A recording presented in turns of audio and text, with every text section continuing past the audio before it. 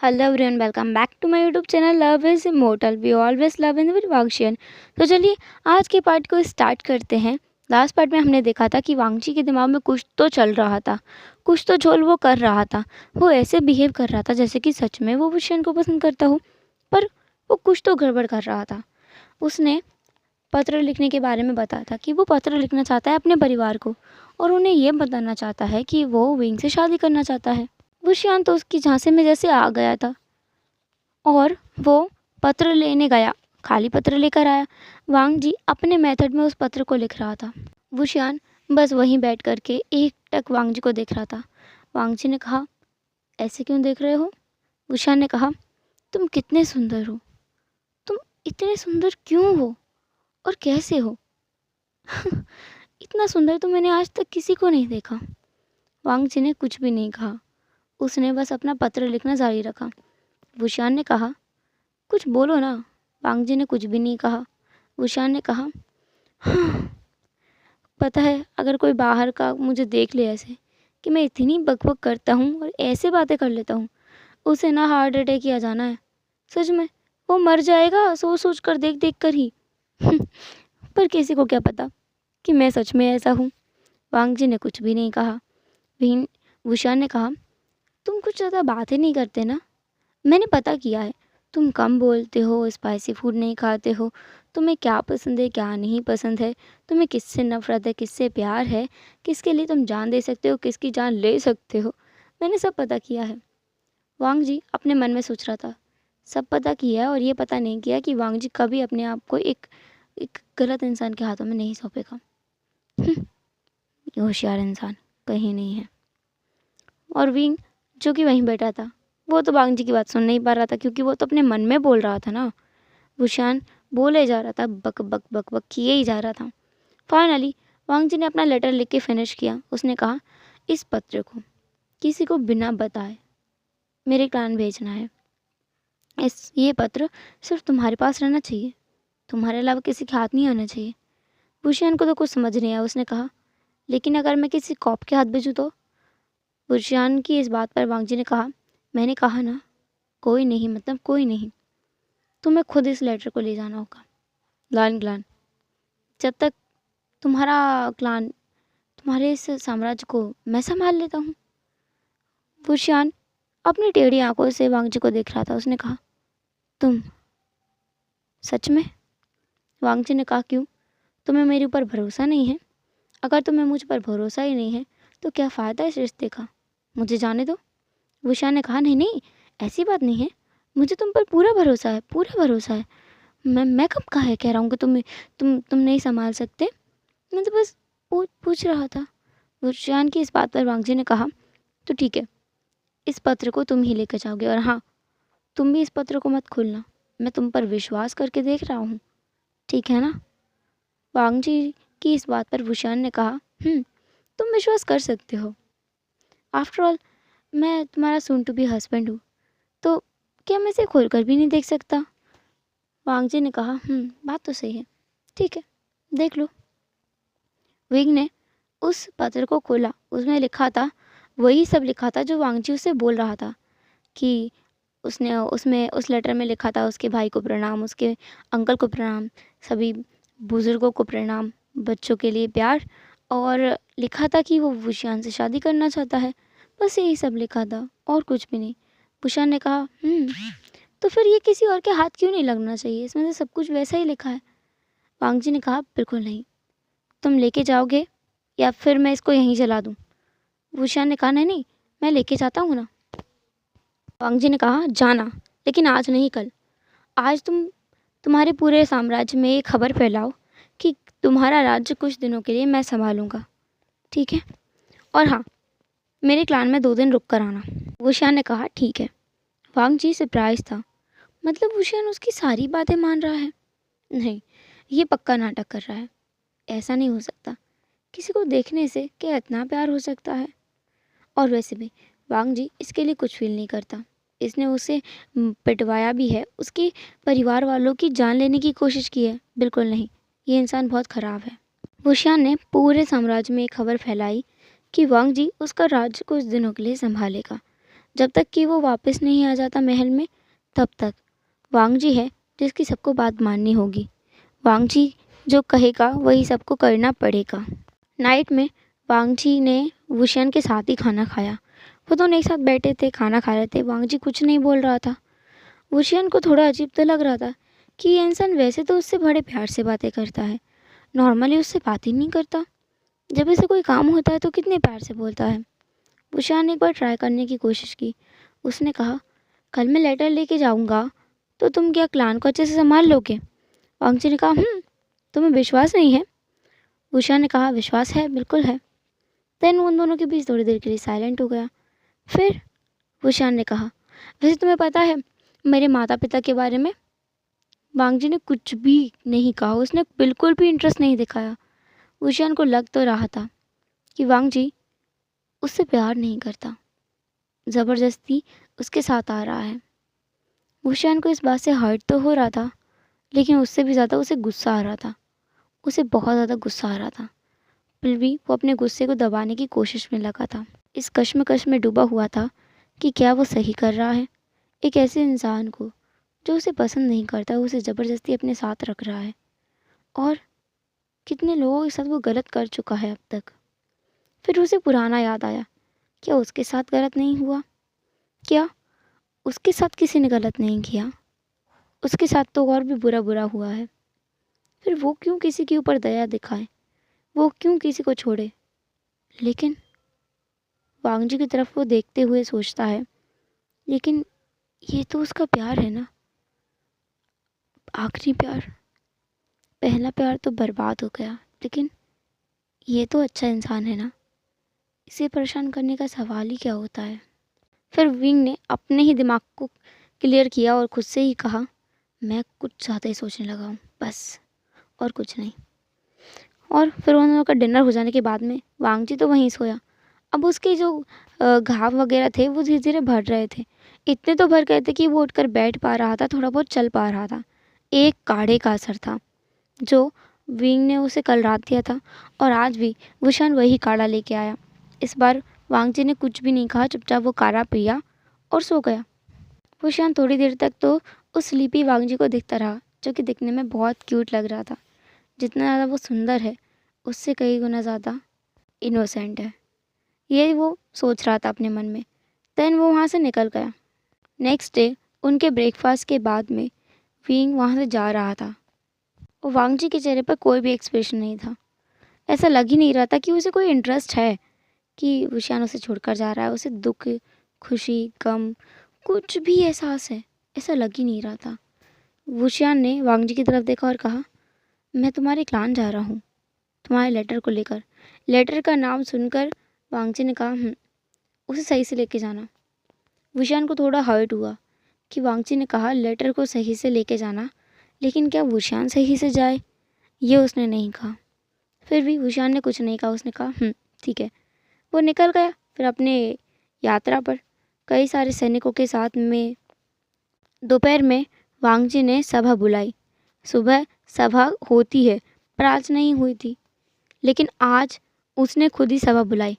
सभा में उसने बहुत कुछ ऐसा कहा जिसे सुनकर तो सबके पैरों तले ज़मीन खिसक गई। वांग जी ने कहा, यहाँ जितनी कॉप्स हैं सबको आज़ाद किया जाता है। तुम लोग कहीं भी जाओ अपनी मर्ज़ी से, लेकिन यहाँ मत दिखना, ठीक है?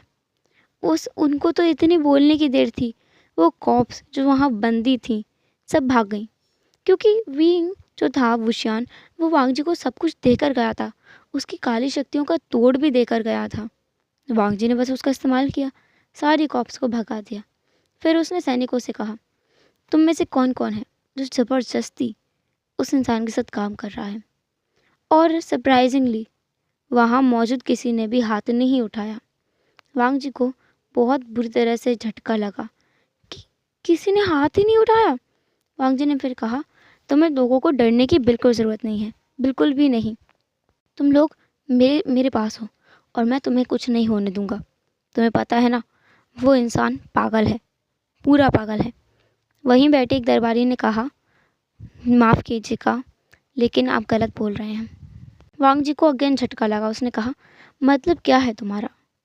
उस दरबारी ने कहा, देखिए, हम मतलब तो आपको नहीं बता सकते, क्योंकि महाराज मना करके गए हैं कि आपको पुराने दिनों की कोई बात ना बताई जाए।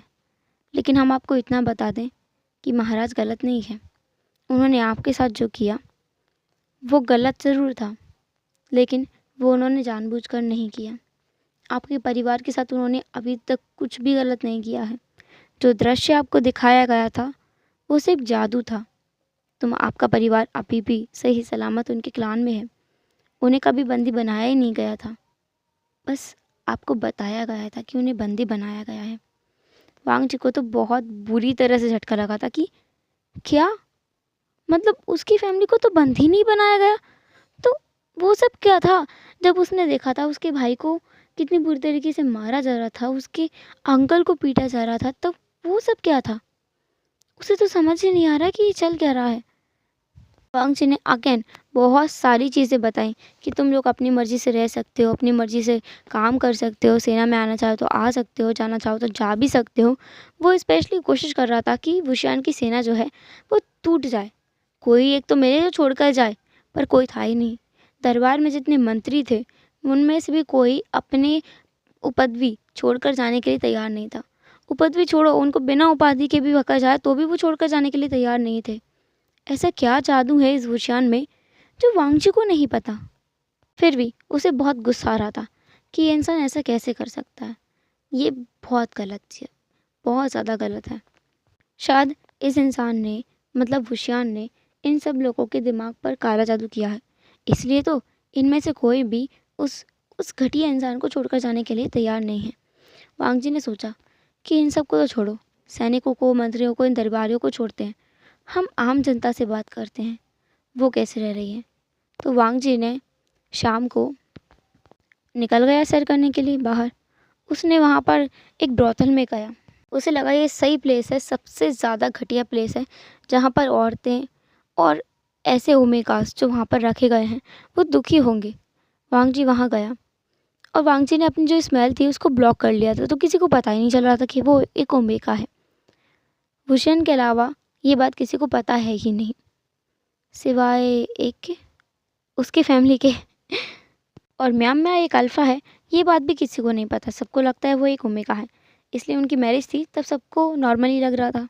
अभी वो ब्रोथल पहुंचा। उसने देखा कि ब्रोथल का माहौल थोड़ा अजीब है। उसे ऐसी कुछ उम्मीद नहीं थी। ब्रोथल इतना ज़्यादा सजा हुआ है, कितना सुंदर लग रहा है। वांग जी अंदर गया। अंदर कई सारे ओमेगास बैठे हुए थे। कुछ ओमेगास आपस में बातें कर रहे थे, कुछ ओमेगास आपस में खेल रहे थे, कुछ ओमेगास थे जो सच में अपने काम पर लगे थे, कुछ लड़कों के साथ बातें कर रहे थे जो कि ऑब्वियसली बीटा और अल्फ़ा थे। वांग जी अंदर गया। उसने एक ओमेगा से कहा, एक्सक्यूज़ मी। उस ओमेगा ने वांग जी की तरफ देखा और कहा, जी मास्टर। अरे आप, अरे सुनो सुनो, देखिए महाराज की वाइफ आए हैं। वांग जी ना बहुत बुरी तरह से गुस्से में आ गया था। वाइफ, और वो भी उस घटिया इंसान का? बिल्कुल नहीं हो सकता। उसने रोकने की कोशिश तो की, पर उसकी आवाज़ पहुंचे तब ना, क्योंकि पूरे ब्रोथल में ही शोर हो गया था। सारी भीड़ वहीं इकट्ठा हो गई। वांग जी थोड़े ऊंचे वाले स्थान पर गया। उसने वहां चढ़कर कहा, देखिए आप सब शांत हो जाइए। बस सब शांत हो गए। उसकी बात कौन टालेगा? अभी वो ही राज कर रहा है फिलहाल के लिए, और अगर विंग भी यहाँ होता ना तो भी वो उस व्यक्ति का सर कलम करा देता जो वांग जी का अपमान करे। सब लोग चुप हो गए थे। एक अजीब सा सन्नाटा। फिर वांग जी ने कहा, आप लोग मेरी बात ध्यान से सुनिए। आपको अपने उस राजा से डरने की बिल्कुल ज़रूरत नहीं है।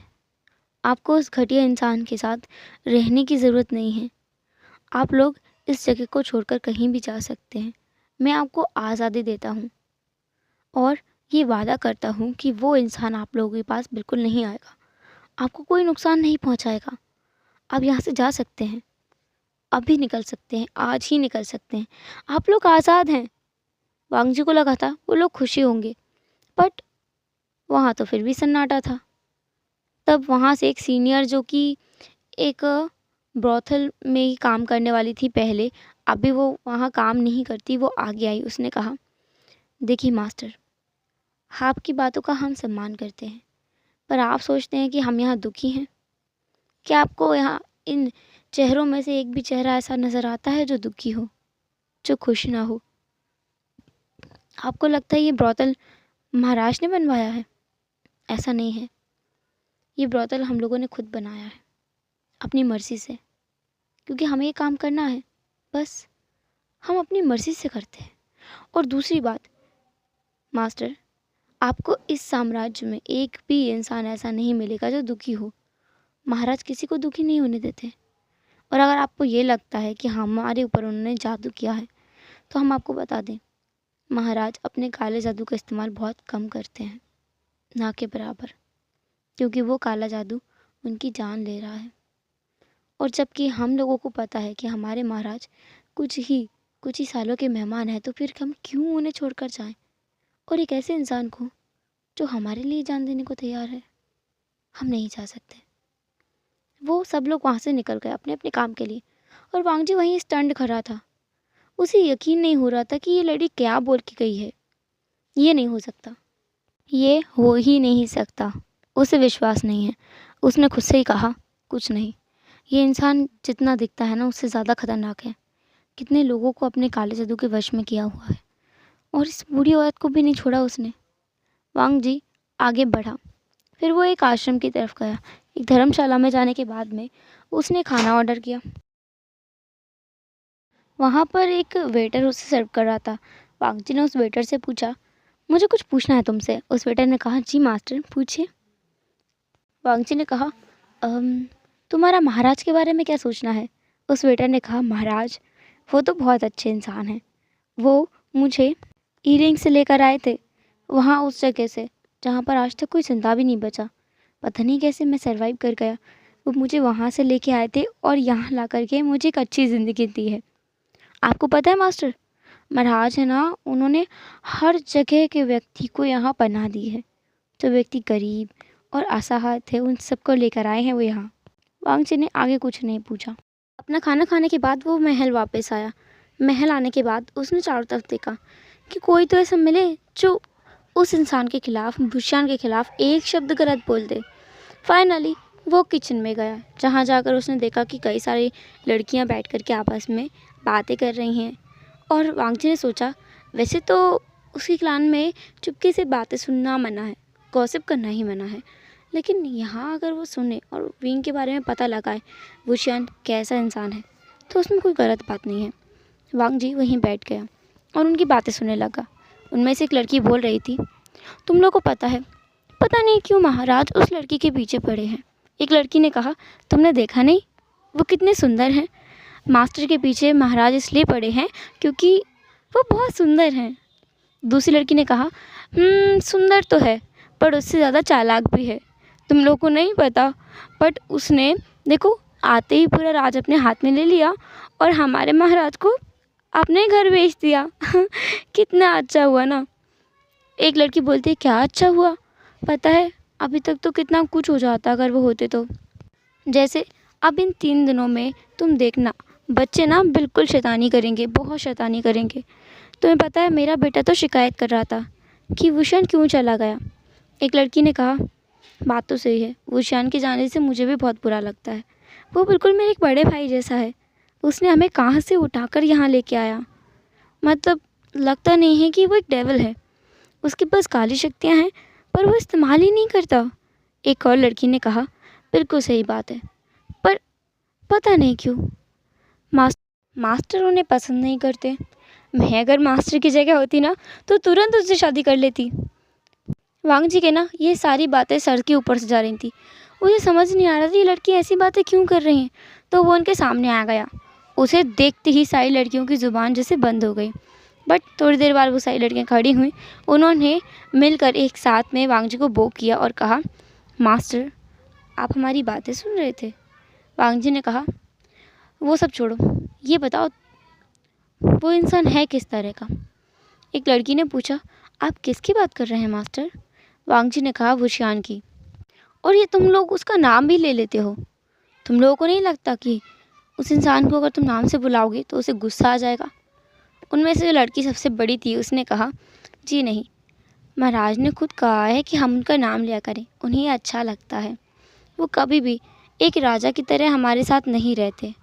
वो हमेशा हमारे साथ अपने छोटे भाई बहन, बड़े भाई और एक पिता या कहीं दोस्त की तरह रहते हैं, तो हमें बहुत अच्छा लगता है। वांग जी ने कहा, उसने मुझे क्यों अगवा किया? उसने मेरे क्लान को क्यों तबाह करने की कोशिश की? उस लेडी ने कहा, आपको ऐसा क्यों लगता है कि उन्होंने आपके क्लान को बंदी बनाया था? उन्होंने ऐसा बिल्कुल कुछ भी नहीं किया। वो पहले से आज़ाद थे। उन्होंने बस आपको बंदी बनाया था और आपसे बस अपनी बात मनवा रहे थे। महाराज जो हैं उन्हें गुस्सा बहुत जल्दी नहीं आता, लेकिन जब आता है तो बहुत भयानक आता है, और इसीलिए उन्होंने आपको कोड़े भी पड़वाए थे। लेकिन आपको नहीं पता कि उनके पास इस चीज़ का तोड़ था, इसलिए उन्होंने ये किया था। वो आपको कुछ होने नहीं देंगे। वो अपनी स्पेशल एनर्जी आपको रोज़ देते थे। आपको ये नहीं पता? वांग जी बहुत हैरान था कि वुशियान उसे उसकी स्पिरिचुअल एनर्जी देता था। कब? वांग जी को क्यों नहीं पता? वांग जी ने कहा, तुम झूठ बोल रही हो। उस लड़की ने कहा, बिल्कुल नहीं, हमें झूठ को बोल करके आखिर मिलेगा ही क्या? वांग जी बहुत बुरी तरह से डर भी रहा था। उसने डरते डरते पूछा, घबराते हुए कहा, अगर उसे कुछ हो गया तो? उन लड़कियों ने एक साथ कहा, मास्टर। एक लड़की ने कहा, देखिए, हम आपकी रिस्पेक्ट करते हैं क्योंकि महाराज आपसे प्यार करते हैं, इसके अलावा और कुछ भी नहीं। हमारे महाराज के खिलाफ एक शब्द मत बोलिएगा और उन्हें कुछ करने की हिम्मत भी मत कीजिएगा। हम सबकी ज़िंदगी उनके ऊपर है। हम अपनी जान दे देंगे लेकिन उन्हें कुछ नहीं होने देंगे। वांग जी को अब समझ आ रहा था कि उसने कितनी बड़ी गलती कर दी है। उसने कहा, हमें अभी लान क्लान जाना होगा। उन लड़कियों ने पूछा, लेकिन क्यों? पर वांग जी वहाँ से दौड़ गया। वो सैनिकों के पास गया। उसने कहा, आप सब मेरे साथ चलिए जल्दी से, हमें लान क्लान के लिए अभी निकलना होगा, इसी समय। वुशियान के पहुँचने से पहले उसे रोकना होगा। जल्दी चलिए। सबको इतना तो समझ में आ रहा था कि वांग जी ने कुछ तो गड़बड़ कर दी है, और अब उसे रियलाइज़ हुआ कि उसने कुछ गड़बड़ की है, इसलिए फाइनली वो उस चीज़ को रोकना चाहता है। इसलिए जल्दी जल्दी तैयारी की गई। कुछ सामान बांधा गया क्योंकि जर्नी लंबी थी। लान क्लान पहुँचने में लगभग 1 दिन का समय तो लगता ही, इसलिए सब लोगों ने अपना सामान बांधा। कुछ घोड़े तैयार किए गए, एक सेना बनाई गई, एक सेना की टुकड़ी जो वांग जी के साथ जाने के लिए तैयार हुई। वांग जी खुद भी घोड़े पर चढ़ा और सैनिकों के साथ में निकल गया लान क्लान के लिए। उसे जाते हुए बहुत घबराहट हो रही थी, उसे देर ना हो जाए। अगर उसे थोड़ी भी देर हो गई तो पता नहीं क्या हो सकता है। उस पत्र को उसके अंकल के हाथ में लगने से रोकना होगा तुरंत। उसने कोशिश भी की कि कोई संदेश भेजा जा सके, पर उसे तो वीक्रांत के बारे में ज़्यादा कुछ पता ही नहीं है। उसने सैनिकों से भी पूछा कि अगर वुशियान को इमरजेंसी में कोई संदेश भेजना हो तो कैसे भेजेंगे, पर सैनिकों के पास भी इस चीज़ का कोई तोड़ नहीं था। वांग जी को इतना बुरी तरीके से गुस्सा आ रहा था वुशियान के ऊपर कि इस इंसान के पास इतना भी दिमाग नहीं, इमरजेंसी के लिए कोई संदेश वाहक या कोई संदेश कुछ तो तालिस्मा बनाता, लेकिन नहीं, कैसा इंसान है ये। वांग जी ने लान क्लान मेथड से विंग से कांटेक्ट करने की बहुत कोशिश की, पर वो हर बार नाकामयाब रहा। उसे बहुत ज़्यादा डर लग रहा था कि कुछ हो ना जाए, कुछ हो ना जाए। वो जंगल के होते हुए जा रहे थे और जंगल में जाते जाते उन्हें रात हो गई थी। बीच जंगल में पहुंचते उन्हें आधी रात बीत गई थी। अब तो मशालों ने भी साथ जैसे छोड़ दिया था, क्योंकि आसमान में बादल गरज रहे थे। ऐसा लग रहा था मौसम ख़राब होने को है। सब माहौल ऐसा दिखा रहा था जैसे कि कोई तूफ़ान आने वाला है। एक तूफ़ान वांग जी के मन में भी चल रहा था कि नहीं, जो वो सोच रहा है वैसा होना नहीं चाहिए। वैसा हो गया तो वो ज़िंदा नहीं रह पाएगा, वो खुद को माफ़ नहीं कर पाएगा, कभी जी नहीं पाएगा। उन लोगों ने वहीं अपने तंबू बनाए। एक तंबू वांग जी के लिए, कुछ पहरेदार सामने की तरफ खड़े थे। वांग जी को अंदर भेजा तो गया, पर उसे नींद बिल्कुल नहीं आ रही थी। खाना वाना जो वो बांध कर लेके आए थे वांग जी को दिया गया, पर उसे भूख भी बिल्कुल नहीं थी। उसे बस चिंता थी इस बात की कि कहीं कुछ हो ना जाए। वुशियान को अगर कुछ भी हो गया तो उसकी सेना तो उसे बाद में मारेगी, वो खुद ही अंदर से घुट घुट के मर जाएगा। नहीं, ऐसा होना नहीं चाहिए। हेलो एवरीवन, तो कैसा रहा ये पार्ट आपका? जो भी हो, जैसा भी हो, कमेंट ज़रूर करना। और क्या किया है वांग जी ने आखिर? उस पत्र में ऐसा क्या लिखा है? उस पत्र को तो विंग ने पढ़ा भी था, भूषण ने पढ़ा था, वांग जी को सुनाया था। फिर ऐसा कौन सा मेथड अपनाया है वांगची ने, ये तो हम कल के पार्ट में देखेंगे। और हाँ, मैं एक चीज़ बता दूँ यार, कल का पार्ट ना थोड़ा ज़्यादा इमोशनल है, बट वो तो ज़रूरी है, स्टोरी है। हाँ, अब हम मिलेंगे कल के पार्ट में, मतलब नेक्स्ट पार्ट में। तब तक के लिए टाटा, क्या बाय बाय, अपना ख्याल रखना। और हाँ, वीडियो को लाइक, चैनल को सब्सक्राइब और कमेंट करना बिल्कुल नहीं भूलना।